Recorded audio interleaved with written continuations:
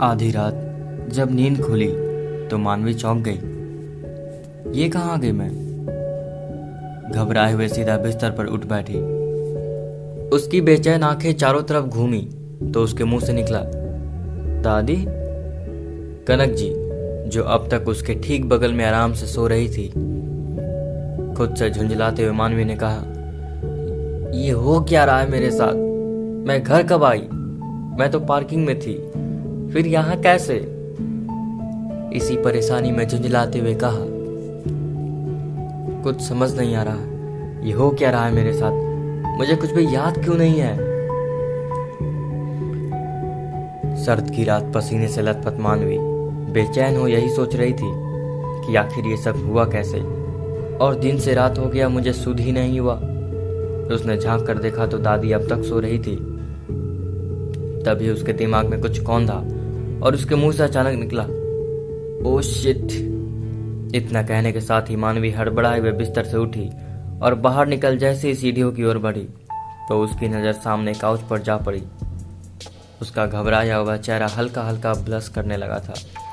वो धीरे धीरे उस ओर बढ़ गई। काउच पर सोया शिवाय एक गहरी नींद ले रहा था।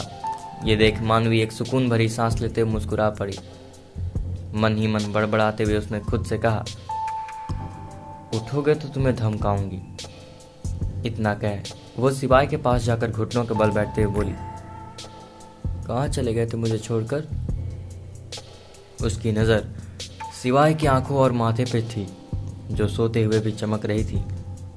हल्के से झुक शिवाय को चूमते हुए मानवी ने कहा, बहुत डर गई थी, अच्छी बात है कि वापस आ गए। इतना कहते ही मानवी चुपचाप शिवाय को निहार रही थी। उसका जी कर रहा था कि वो उसे हल्का उसके गालों को चूम ले और कसकर गले लगा ले, मगर उसके आंखों के आगे सुबह का मंजर घूम गया। इतना याद आते ही उसके खिले चेहरे पर मानो किसी ने काले बादलों से घेर दिया हो। उसकी आंखों से टप से एक आंसुओं की गर्म बूंदें शिवाय के चेहरे पर जा गिरी। हड़बड़ाए हुए शिवाय ने जैसी आंखें खोली तो वो डरते हुए जोर से चीखने लगा। मानवी अपनी नरम हथेलियां शिवाय के मुंह पर रखते हुए कहा, फुसफुसाकर मानवी ने कहा, क्या कर रहे हो? मरवाओगे क्या? दादी उठ जाएगी। इतना सुनते ही शिवाय लंबी गहरी सांस भरते हुए धीरे से कहा, तुम ऐसे आधी रात को मुझे डराओगी तो मेरी तो चीख निकलेगी ही ना। शिवाय की बात पूरी होती कि मानवी कसकर गले लग माथे को चूमते हुए धीरे से बोली, थैंक यू मेरे लिए वापस आने को। ये सुन शिवाय के चेहरे पर हल्की सी दबी मुस्कान तैर गई। मानवी को कसकर गले लगा कहा, मैं कहाँ गया था? नखराते हुए मानवी बोली, पता नहीं, तुम जानो। गालों को टिसते हुए शिवाय ने कहा, मैं तो यहीं था, तुम ही मुझे छोड़कर चली गई थी।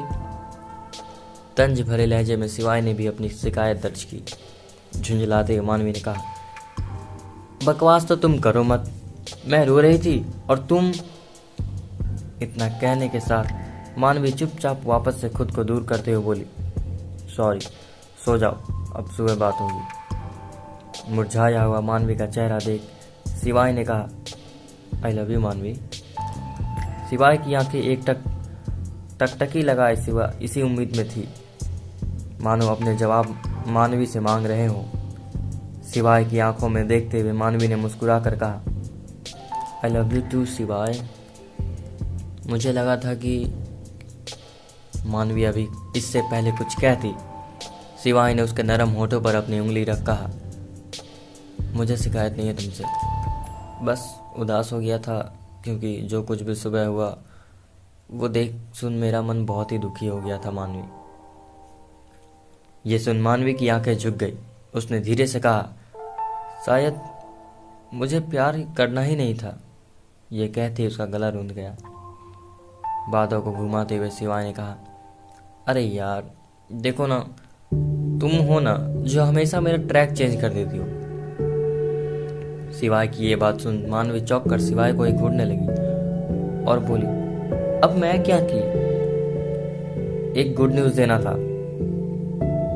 शिवाय ने धीरे से कहा तो मानवी बोली, वो क्या?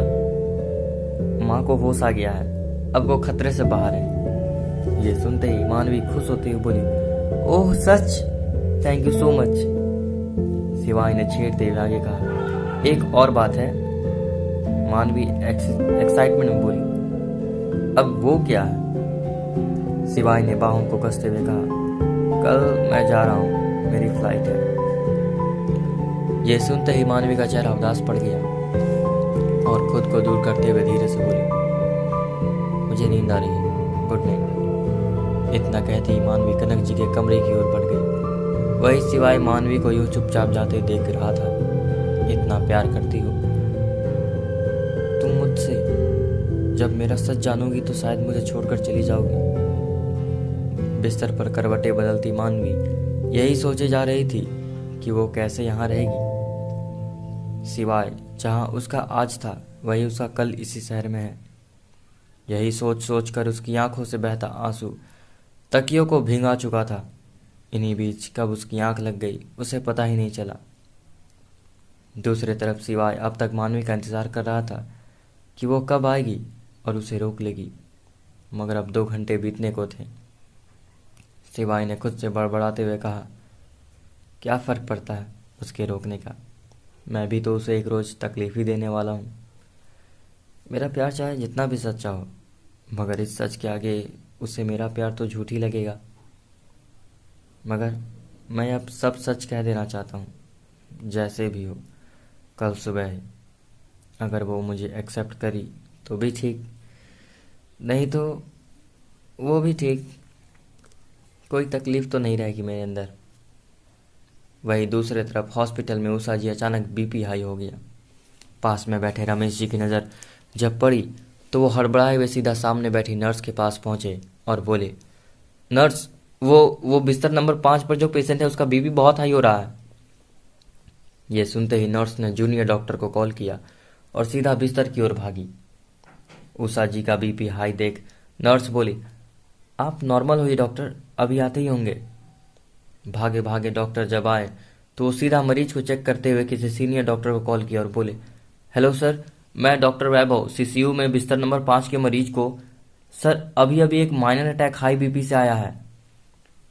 ये सुन पास खड़े रमेश जी पसीनों से लथपथ वही खड़े खड़े जमीन पर गिर पड़े।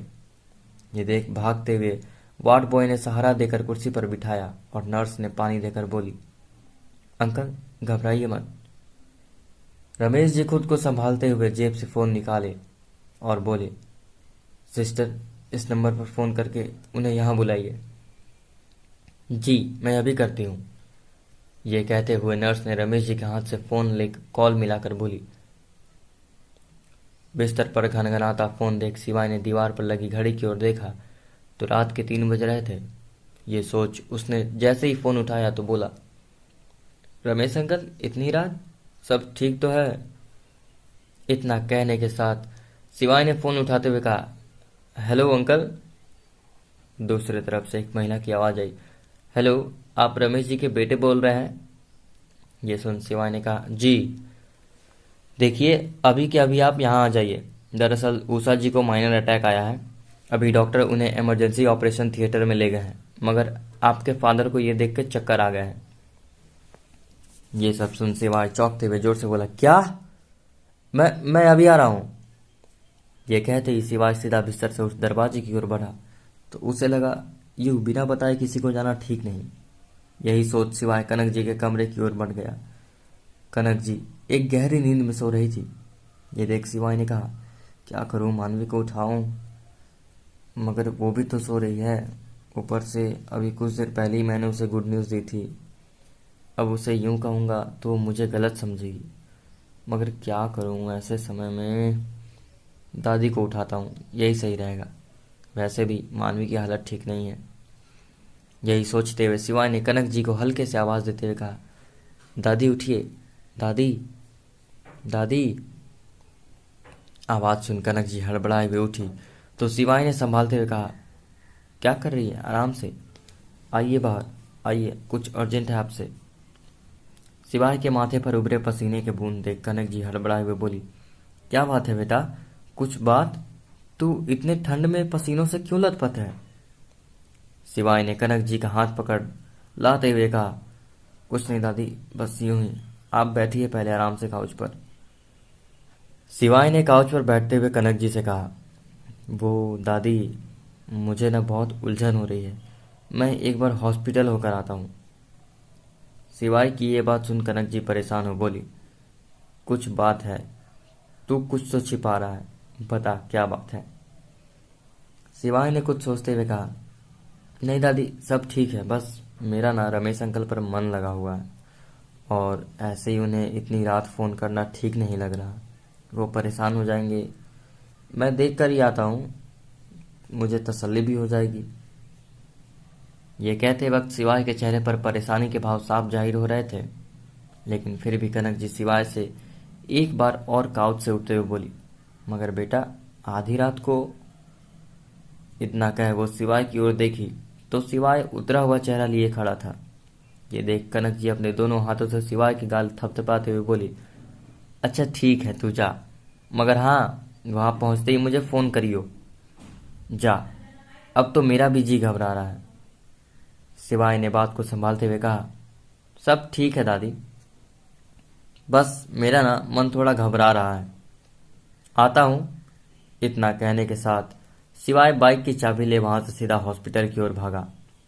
वहीं दूसरी तरफ कनक जी सुंदरकांड का पाठ लेकर बैठ गई। हे भगवान, सब अच्छा करो, मेरी उषा की रक्षा करो। भागते हुए सिवाय हॉस्पिटल के गलियारे तक पहुंचता, तभी उसकी नजर कोने में लगे सीट पर पड़ती है, जहां रमेश जी चुपचाप बैठे हुए थे। ये देख सिवाय भागता हुआ किसी आंधी की तरह वहां पहुंचकर हाँफते हुए कहता है, अंकल, आंटी अब कैसी है? ये सुनते ही रमेश जी के सिवाय के गले लग बोले और रोने लगे। उन्होंने कुछ देर रुक बोला, मानवी मानवी ठीक है ना वहां? सिवाय ने उन्हें संभालते हुए सहारा देकर चेयर पे बैठाते हुए कहा, अंकल, पानी पियेंगे? रमेश जी ने ना में सर हिलाया। इसी बीच एक नर्स निकली और बोली, बाईपास करना होगा, इमरजेंसी। ये सुन रमेश जी हाथ जोड़ खड़े हो गए और बोले, मैडम, आप ऑपरेशन करिए, मैं पैसे का इंतजाम करके आपको जमा कर दूंगा। पास खड़ा सिवाय ये सब कुछ बड़ी ही ध्यान से सुन रहा था। डॉक्टर के हाथ में थामे पर्ची को देख सिवाय अपने हाथ में ले बोला, ऑनलाइन पेमेंट हो सकता है? नर्स ने काउंटर के पहले इशारा किया तो सिवाय नर्स के पीछे पीछे बढ़ गया। उन्हीं के ठीक पीछे रमेश जी भी काउंटर की ओर बढ़ते हुए सिवाय से बोले, बेटा क्यों, रहने दो, सब हो जाएगा। सिवाय ने रुक रमेश जी को घूरते हुए कहा, अंकल आप आराम से चेयर पर बैठिए। रमेश जी अपनी बात रखते हुए फिर बोले, अरे भाई समझो। सिवाय ने भी इमोशनल होकर कहा, बेटा मानते हैं ना, फिर क्यों इतना भेदभाव, ले लूंगा आपसे 1-1 रुपया। इतना कहते ही सिवाय फॉर्म पर साइन करना शुरू करता है और पैसे सहित डिपॉजिट कर दिया। इधर उषा जी का ट्रीटमेंट चल रहा था। सिवाय वहीं बैठ कभी दादी को फोन पर अपडेट करता तो कभी उठकर परेशान हो हॉस्पिटल के बाहर लगे गुमटी पर सिगरेट के लंबे लंबे कस खींचते हुए बोला, बस अब सब कुछ ठीक हो जाएगा। आगे क्या होगा ये जानने के लिए सुनते रहिए इस स्टोरी के पार्ट को। धन्यवाद।